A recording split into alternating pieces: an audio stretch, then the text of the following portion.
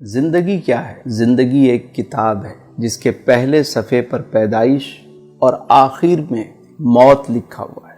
بیچ کے جتنے صفحات ہیں وہ سارے خالی ہیں، آپ جو چاہیں لکھیں، لیکن لکھتے وقت یہ ضرور سوچیں کہ جب احکم الحاکمین کے سامنے یہ کتاب کھولی جائے تو آپ کو شرمندگی نہ ہو۔ مولانا روم علیہ رحمٰن نے ایک بڑا خوبصورت واقعہ لکھا۔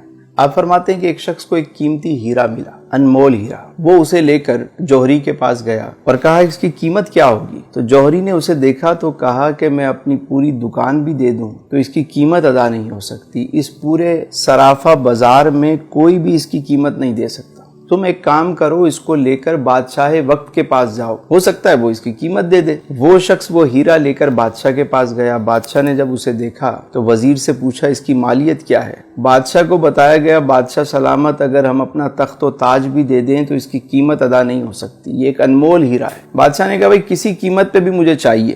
وزیر نے کہا یہ کام مجھ پہ چھوڑ دیں، اور اس شخص سے کہا کہ ایک کام کرو کہ تم یہ ہیرا ہمیں دے دو، صبح تم آ جانا سورج نکلنے سے پہلے، سورج نکلنے سے لے کر غروب آفتاب تک محل کے سارے دروازے تمہارے لیے کھول دیے جائیں گے، تم جس دروازے سے چاہو داخل ہو جاؤ، جو کچھ اس محل سے لے جانا چاہو لے جاؤ، تمہیں کوئی روکنے ٹوکنے والا نہیں ہوگا۔ وہ شخص گیا گھر، ساری رات اسے نیند نہیں آئی۔ صبح سورج نکلنے سے پہلے وہ محل میں داخل ہو گیا، دیکھا سارے دروازے کھلے ہوئے، وہ آرام سے داخل ہو گیا، کسی نے اسے روکا نہیں۔ پہلے ہال میں جب وہ گیا تو اس نے کیا دیکھا کہ بہت سارے شاہی لباس وہاں پر ٹنگے ہوئے ہیں، طرح طرح کے لباس ہیں۔ اس نے سوچا کہ ابھی تو صبح کا وقت ہے، میں نے تو ایسے کپڑے کبھی نہیں دیکھے، چلو پہلے اسے ذرا زیب تن کرتے ہیں۔ اس نے ایک لباس پہنا، اسے شیشے میں دیکھا، دوسرا پہنا، اسے اتارا، تیسرا پہنا، اسے اتارا۔ کافی وقت کے بعد اسے ایک لباس پسند آ گیا۔ جب وہ پہن کر اپنے آپ کو دیکھتا ہے، کہتا ہے میں تو شہزادہ لگ رہا ہوں، میں تو بادشاہ لگ رہا ہوں۔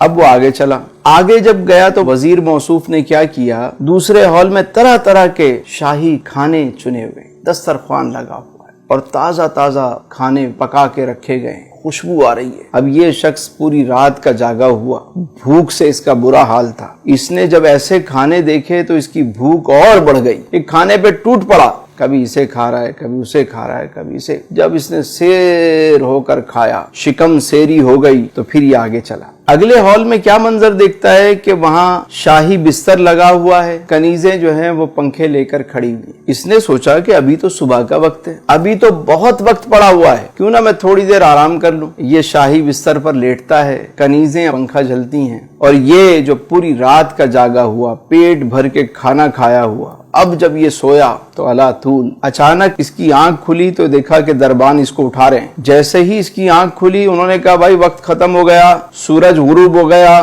چلو اب یہاں سے بھاگو۔ یہ شخص فوراً اٹھ کر سامان اٹھانے لگ گیا، کبھی یہ اٹھا رہا ہے، کبھی وہ اٹھا رہا ہے۔ انہوں نے کہا خبردار، تم یہاں سے اب تنکا بھی نہیں لے کر جا سکتے۔ اس نے کہا میں نے تو کچھ بھی نہیں لیا ابھی تک۔ تمہاری مرضی، وقت ختم ہو گیا۔ اٹھا کے اس کو محل سے باہر پھینک دیا۔ مولانا روم فرماتے ہیں کہ جس طرح اس شخص کو قیمتی ہیرا ملا، انمول ہیرا، اور اس نے اسے ضائع کر دیا۔ اگر وہ چاہتا تو سارا دن بجائے اچھے لباس پہننے کے، اچھے کھانے کھانے کے، ایک معقول لباس پہن لیتا، مختصر سا کھانا کھا لیتا اور آرام کی قربانی دے دیتا، اور وہ سامان اٹھا کے باہر رکھتا رہتا۔ جب شام کو وہاں سے نکالا جاتا تو اس کا اپنا محل تیار ہو چکا ہوتا، لیکن اس نے اپنے انمول ہیرے کو ضائع کر دیا۔ اسی طرح ہم دنیا میں آئے ہیں تو یہاں پہ ہم اچھے لباس، سوٹڈ بوٹڈ، بس ہمارا مرنا جینا جو ہے وہ بس لباس پہ ہے۔ کچھ زندہ رہنے کے لیے کھاتے ہیں اور کچھ کھانے کے لیے زندہ رہتے ہیں، مقصد ہی کھانا ہے، کھائے جا رہے ہیں، اور اس کے بعد سونے میں وقت ضائع ہو جاتا ہے۔ یاد رکھیے جب موت کا وقت آتا ہے نا تو انسان کہتا ہے کہ مجھے تھوڑی سی مہلت دے دو، میں 2 رکعت نفل ادا کر لوں۔ اے فرشتوں مجھے کچھ موقع دو کہ میں 1 مرتبہ سبحان اللہ کہوں،